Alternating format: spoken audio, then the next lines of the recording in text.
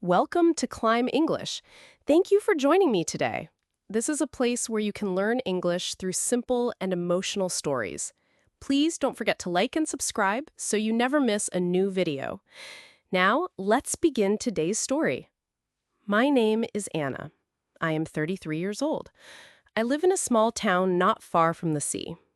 I work as a teacher, and I love books, children, and quiet mornings with coffee. My husband's name is Daniel. He is 38. We have been married for 8 years. Together, we have a daughter. Her name is Emma, and she is 6 years old. She is bright, playful, and she loves to draw pictures of flowers and cats. Our home is small, but full of warmth. We share dinners at the table, we tell stories before bed, and we laugh at silly jokes that only we understand. I always believed we were a strong family, one that could face anything together. I loved the sound of our house, filled with Emma's laughter, Daniel's calm voice, and the little moments that made life feel safe. At that time, I thought nothing could break us. I thought love would always be enough. Life with Daniel and Emma felt simple, almost like a dream. Every morning, Daniel would wake up early and make breakfast.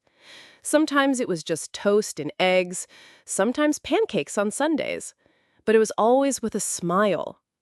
Emma would run into the kitchen, her hair messy, her voice full of laughter. She would climb onto her chair and say, "Daddy, today I want chocolate pancakes." And Daniel would laugh, pretending to be a chef in a big restaurant. In the evenings, after work and school, we had our little tradition. We drank tea together, mint for me, black tea for Daniel, and warm milk with honey for Emma.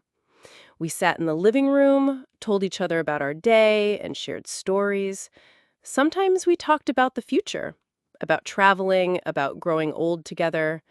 Other times we just sat quietly, holding hands or watching Emma draw her colorful pictures. It was in those moments that I felt the world could never hurt us. I believed our love was strong, unshakable. I believed our family was perfect. And in my heart, I thought those nights, those smiles, those cups of tea would last forever. But life does not always stay the same. Slowly, almost without notice, things began to change. Daniel came home later and later. At first, he said it was extra work, important projects, meetings he could not miss. I believed him, and I waited at the table with Emma, keeping dinner warm, hoping he would walk in with his usual smile. But when he arrived, his face looked tired, his words were few, and his laughter was gone. Our little traditions began to disappear. The tea at night stayed untouched. Emma would ask, "Daddy, will you tell me a story?" And he would sigh and say, "Not tonight, I'm too tired." He spent more time in his study, closing the door, leaving me and Emma on the other side. I wanted to think it was just stress, that it would pass, that he only needed rest. But the distance grew larger every day. I tried to talk, but his eyes looked past me. I tried to smile, but his silence made my heart heavy. The warmth that once filled our home turned into something colder, something harder. I began to wonder if the man I married was still beside me, or if he was slowly slipping away into a world that I could not follow. One evening, after many weeks of silence, I could no longer hold my feelings inside. I sent Emma to my sister's house, thinking maybe if it was just Daniel and me, we could find each other again. I cooked his favorite meal, roast chicken with herbs and potatoes. I set the table carefully, even lit a candle, hoping he would notice, hoping he would remember. When he came home, he looked surprised for a moment, but the surprise faded quickly. He sat down, ate quietly, and said nothing. I watched him, my heart beating fast, waiting for a smile, for a word, for anything. But there was only silence. After dinner, I gathered my courage. My hands trembled, but I spoke softly. Daniel, can we talk? He looked at me, tired and distracted. Now? He asked. Yes, please, I whispered. We sat together on the sofa. My voice shook as I said, You've changed. You don't laugh with me anymore. You don't even look at me. I feel like I'm losing you. My eyes filled with tears, though I tried hard to stop them. For a long moment, he said nothing. Then he sighed and rubbed his forehead. I'm just tired. Work is heavy. I'm under pressure. I nodded, but inside, my heart was not calm. I wanted to believe him. I wanted to trust him. Still, the question I feared most escaped my lips. Do you still love me? He looked into my eyes and quietly said, Yes, I love you. Please, be patient with me. After that night, I tried to believe his words. I told myself it was only work, only stress, only a season that would pass. I wanted to fight for us, for the life we had built, for Emma. So I began to try harder. I cooked new dishes, ones he had once said he loved. I decorated the house with fresh flowers, hoping he would notice their color, their beauty. I even planned a weekend trip for just the two of us, thinking maybe if we left everything behind, we could breathe again. But each time I brought up my ideas, he gave the same reply. Not now, Anna. Maybe next week. Maybe next month. I'm busy. His voice was flat, his eyes always somewhere else. Emma still asked for stories at night, and I told them alone, pretending not to notice her disappointment. I smiled for her, but inside, my smile was breaking. I lay awake many nights, staring at the ceiling, listening to the quiet of the house. The silence pressed down on me like a heavy blanket. I whispered to myself, where did our love go? Where did he go?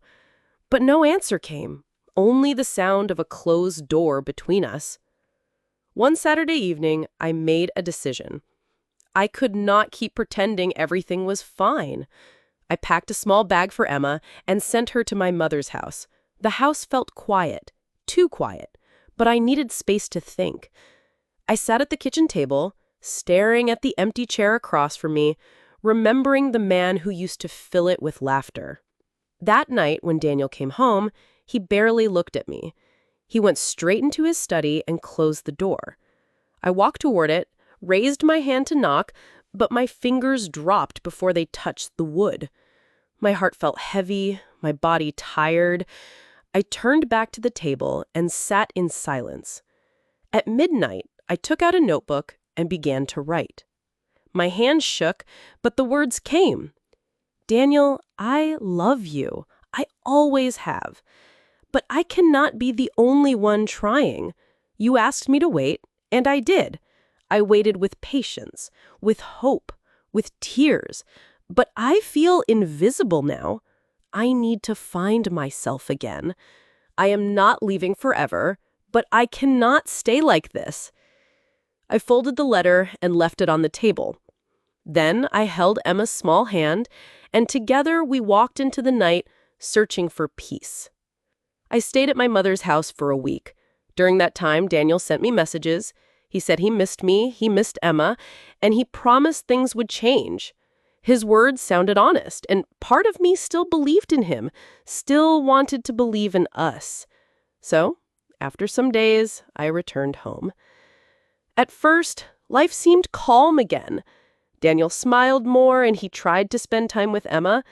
I wanted to trust, to think that maybe this was the new beginning we needed. But deep inside, a shadow still followed me, a quiet voice whispering that something was not right. One evening, after Emma had gone to bed, Daniel's phone buzzed on the table. I had no intention of touching it, but the screen lit up, and the words were impossible to ignore. A message from a woman. I miss you. Did you think of me today?" My heart dropped. My hands shook. I did not open the phone. I did not need to. The truth was already clear. Daniel walked into the room a moment later, smiling as if nothing was wrong. I looked at him, and though my lips stayed silent, my heart screamed the truth I could no longer deny. That night, I could not sleep. I lay beside Daniel, listening to his steady breathing while silent tears rolled down my face. The man I loved, the man I trusted, was no longer mine. The truth sat between us like a wall I could never climb. The next morning, I made breakfast as usual. I smiled for Emma, cutting her toast into small shapes the way she liked. On the outside, everything looked the same, but inside, I was already saying goodbye. That evening, after Emma had gone to bed, I asked Daniel to sit with me. My voice was calm, though my heart was breaking. "I saw a message," I said quietly. "I gave you my love, my years, my trust, but I cannot live like this anymore." For a long moment, he said nothing. Then he lowered his head and whispered, "I'm sorry. I didn't mean to hurt you." But the apology was empty. The silence of the past months, the distance, the lies, it all made sense now. I stood up and looked at him one last time. "I need to find myself again," I said softly. I packed my bag, held Emma's small hand, and walked away. My heart was heavy, but for the first time in a long time, it was clear. Sometimes love is not enough. Sometimes the bravest choice is to choose peace over pain, truth over silence, and yourself over sadness. If you enjoyed this story and want more simple English stories like this, please like, comment, and subscribe to Climb English.